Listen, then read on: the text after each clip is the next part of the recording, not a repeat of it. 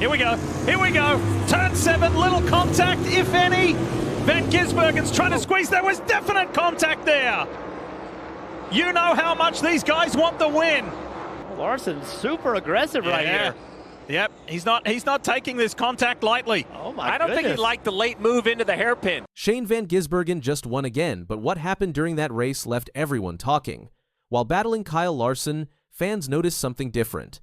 The racing felt faster, tougher, and more exciting. What changed? It wasn't just the drivers. A quiet switch in tires may have saved the entire season, and now fans want to know, did Goodyear just fix NASCAR without anyone realizing it? The early part of the season exposed a major flaw. The tires simply weren't wearing out fast enough. With minimal fall-off, drivers didn't have to manage their rubber. Long green flag runs saw cars holding pace for far too long. Strategy barely mattered, and races turned into single-lane processions. Even historically exciting tracks like Bristol and Kansas failed to deliver the level of unpredictability fans craved. Analysts, fans, and even veteran drivers pointed to one key issue: the tires. That all began to shift at Bristol. Goodyear brought a softer compound that finally introduced meaningful fall-off. Tire wear came back into the equation, and suddenly, the racing came alive. Drivers had to manage their pace, pick moments to push, and think long-term. Strategy returned to pit road. The result wasn't just better racing, it was chaotic, unpredictable, and thrilling. It was everything NASCAR had been missing. Then came New Hampshire, and the trend continued. At Kansas, strategy exploded into the spotlight. In overtime, Chase Elliott charged from 10th to 1st on fresher tires. It was the kind of late-race drama fans had been starving for. Pit calls mattered, fresh tires were golden. And then came the biggest shift yet, the Charlotte ROVAL. At the ROVAL, everything clicked. The tire fall-off was extreme, making every lap a test of control and endurance. Shane Van Gisbergen led 57 laps, took control early, and never let go. His margin of victory? Over 15 seconds ahead of Kyle Larson and Christopher Bell. But it wasn't a blowout, it was a war of tactics. SVG had to fend off constant pressure, especially from Larson. On fresher tires, Van Gisbergen made a bold move into turn 7. He bumped Larson, hoping for space, but instead lit a fuse. "I thought he was going to give me some space," SVG said. Then straight away, switch flipped. He was angry. Swiped at me. It was pretty aggressive from there on. Larson didn't back down. He later said Van Gisbergen had been toying with them all day. Once the contact happened, he made it clear the gloves were off. The two went door to door, rubbing panels and trading paint in one of the most intense on-track battles of the season. The drama wasn't scripted. It was pressure, pride, and playoff desperation coming to a head under real racing conditions. The shift in tire behavior is what made that moment possible. With high fall-off, fresher tires meant real performance gaps. Van Gisbergen had grip, Larson had pride, the combination created fire. For fans, it was everything the season had been lacking, a true fight between elite drivers, amplified by strategy and tire wear. But it wasn't just about SVG and Larson. The entire ROVAL race showed how different things had become. Lead changes happened organically. Pit strategy flipped the field.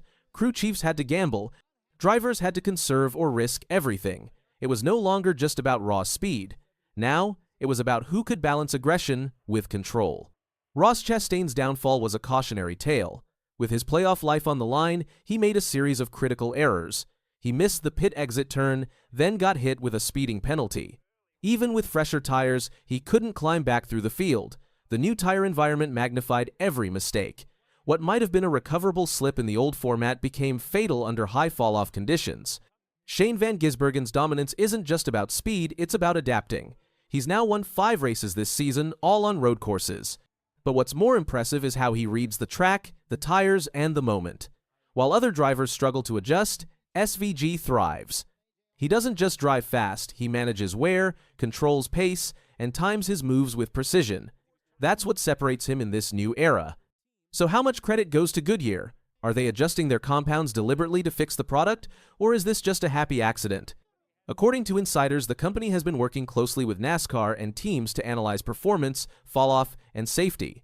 The risk with higher degradation is obvious. Push too far, and you risk blowouts or dangerous failures. But so far, Goodyear seems to be finding a balance. The Charlotte ROVAL might be the best example yet. With no stage breaks, strategy played out over long runs. Drivers couldn't rely on restarts to gain spots. They had to earn it. The result? the most organic, fluid road race in the next-gen era. Some are now calling it one of the best ROVAL races we've seen. Still, there are questions. Should the ROVAL remain a playoff race? Does the next-gen car suit this kind of track? While this year's event delivered, past races haven't always done the same. Some argue that the ROVAL's place on the calendar should be re-evaluated, especially as the sport figures out how to balance road courses, short tracks, and intermediates with the current car setup. Meanwhile, the playoff picture is tighter than ever. After the ROVAL, Denny Hamlin leads the round of 8 by just 8 points above the elimination line. Only 24 points separate the top drivers. That means every stage, every pit stop, every tire choice will carry even more weight. The smallest miscue could cost someone a shot at the championship. As the series heads into the round of 8, the spotlight remains on Las Vegas. Will Goodyear bring another high fall-off tire? Will strategy dictate the outcome again? If so, we could be in for another wild finish. For drivers like Larson and Bell, who have shown strength with tire management, the shift could be an advantage. For others, it could expose weaknesses. This new tire dynamic is more than just a compound tweak. It's reshaping the narrative of the season. Earlier this year, the story was about how broken things felt. Races lacked energy, but now, thanks in large part to tire wear, every lap feels uncertain again. That tension, that unpredictability, is what makes NASCAR great. Goodyear might not get the headlines, but they're writing the script behind the scenes. By reintroducing fall-off, they've brought strategy, drama, and emotion back into the spotlight. Whether it was intentional or not, their adjustments have reignited the season. So, as we enter the most crucial stretch of the playoffs, one thing is clear: the racing is better, the stakes are higher. And for the first time in months, fans are talking about the action on the track, not what's missing from it. That's not just a win for NASCAR, it's a tire-driven comeback story, and Goodyear's right in the middle of it. Can you do some more racing next year? Yeah, we're planning on coming back. Part-time? Yeah, part-time. Cletus McFarland is about to shock the racing world. The YouTuber who made his name with wild burnouts and crazy car stunts is stepping back into real competition. In 2026, he's returning to the track, chasing a dream that many thought was impossible. The question is, can an internet star actually fight his way to the top levels of NASCAR? Cletus, whose real name is Garrett Mitchell, first got famous on YouTube. He built his brand with wild car builds, crazy stunts, and loud horsepower that drew millions of viewers. His fun style and love for racing made him one of the biggest automotive creators online. Unlike many others, he always wanted to take his passion from the garage to the racetrack, which pushed him into professional racing. His first major step came in ARCA, the series often seen as a gateway into NASCAR. In 2023, he made headlines when he attempted his first short track start at Bristol. For anyone who has followed Bristol, they know it is not the place for beginners. It's a half-mile bullring where even veterans get humbled. Cletus qualified 27th and managed to run only 61 of the 200 scheduled laps. A right front tire failure sent him into the wall and ended his night early. He was open about the disappointment, but also about what he had learned. The challenges of managing the car, tire wear, and traffic on such a small and intense circuit gave him an immediate education in what racing at this level really requires. That debut was far from glamorous, but it didn't scare him off. In fact, it set the stage for what came next. Over the following seasons, Cletus continued to chase ARCA starts, particularly at the super speedways. By 2025, he had entered 4 different ARCA races. These included major stops at Daytona, Talladega, Charlotte, and of course, Bristol once again. This time, the results were far more promising. He managed to earn 2 top 10 finishes, including a strong run at Talladega and another at Charlotte. Those results turned some heads in the garage because few expected a YouTuber to hang inside the top 10 against serious competition. Still, Cletus remained his usual self in interviews, admitting that he got his butt kicked plenty of times along the way. He pointed out that racing is unforgiving, and he had to respect the craft, the preparation, and the years of experience his competitors had. Instead of getting discouraged, he treated every setback as another lesson, something that his fans resonated with. They weren't just watching a creator throw himself into racing for views, they were watching him grow as a driver. All right. Reactions to first ARCA Bristol race. I got my butt kicked, man. Then came the announcement in September 2025.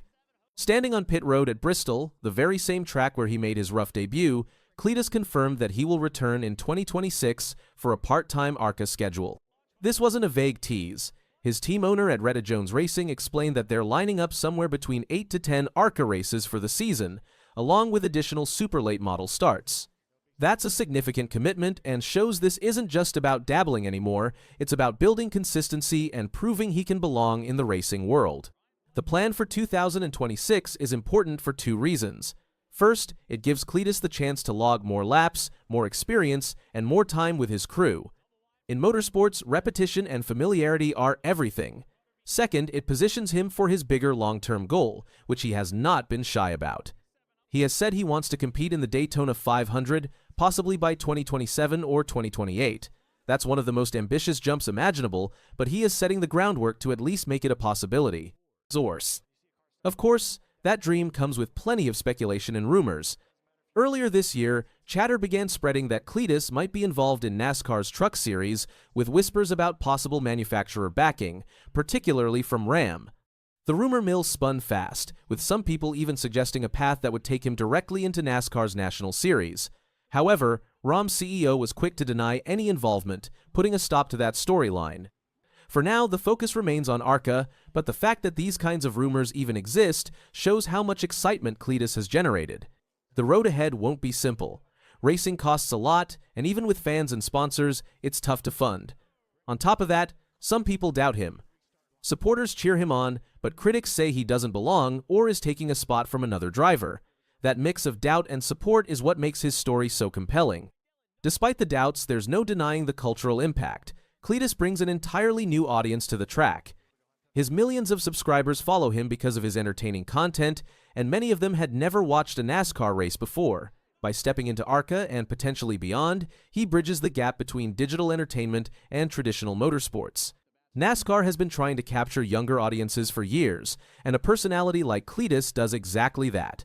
He creates a storyline that resonates both online and at the track. 2026 will be his real test.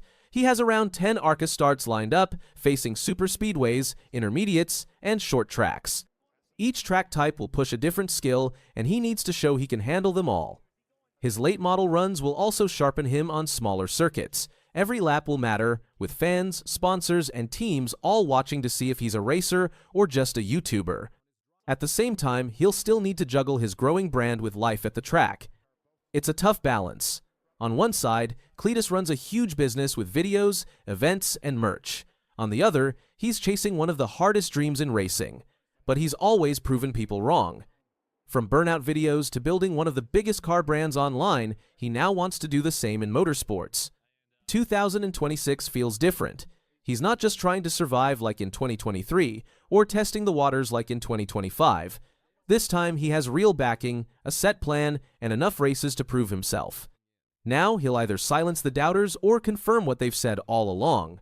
The question becomes, what happens if he succeeds? Imagine the storyline if Cletus begins running consistently inside the top 10 or even scores a podium finish. The credibility that would bring, not just to him but to content creators in general, would be massive. Suddenly, the idea of a YouTuber in NASCAR wouldn't be a joke but a legitimate possibility. That kind of breakthrough could change how teams, sponsors, and fans view the pipeline into the sport. Looking ahead to 2026, the bigger picture is clear. NASCAR wants new fans, and Cletus brings them. His millions of followers may now tune into races, buy tickets, or grab team gear. That crossover power is huge. This isn't just one driver chasing a dream. It's 2 worlds colliding, online creators and traditional racing. Whether Cletus breaks through or not, his story is one of the most unique in motorsports. So will Cletus McFarland prove he belongs on the track, or will 2026 show the limits of a creator chasing NASCAR glory? Either way, when the green flag waves on his ARCA return, the racing world will be watching. He's done that the entire race, from the drop of the green flag, spin in the back. Multi-car incident. Cars going everywhere. Van Gisbergen, Keselowski, Haley skipped through there. Busch involved. Shane Van Gisbergen's day at New Hampshire started like a dream, but ended in smoke and heartbreak. He showed speed, control, and even scored stage points, his best oval run yet. But one crash flipped everything upside down. The wreck left his car in pieces and his race ruined, raising one big question. What does this mean for NASCAR's bold rookie? But instead of celebrating a career-best finish, his weekend ended in smoke, wreckage, and bitter disappointment. His promising NASCAR Cup Series run was derailed by a major crash, marking one of the toughest moments of his transition from supercars to American stock car racing. SVG started the day strong in the number 88 Chevrolet Camaro for Trackhouse Racing, lining up 10th, his best oval qualifying effort in a points-paying NASCAR Cup Series event. The New Zealander moved quickly through the pack, climbing as high as 6th during the early stages. He demonstrated smooth car control, clean overtakes, and great tire management, a rare feat for someone still new to ovals. Even more impressive, Van Gisbergen scored his first stage points on an oval by finishing 7th in Stage 1. This was a major milestone for the Kiwi, who's been steadily adapting to the aggressive, contact-heavy nature of NASCAR's oval circuits. Up to that point, his run had been clean, calculated, and full of promise. But as is often the case in NASCAR, chaos struck. The race turned sour on lap 118 during a restart. As the tightly packed field charged into Turn 2, Brad Keselowski attempted an inside move but scraped the wall and made contact with Van Gisbergen's car. The hit sent SVG into a slide, spinning twice directly in front of traffic. Kyle Busch, with nowhere to go, slammed into him. Daniel Suarez, SVG's teammate, and Justin Haley were also collected in the wreck. It was a chain reaction that left several cars damaged and several races ruined. Van Gisbergen's car suffered severe front suspension damage. His crew, refusing to give up, made rapid repairs and got the car back on track. But by then, he was over 50 laps down and far from contending. He finished 32nd.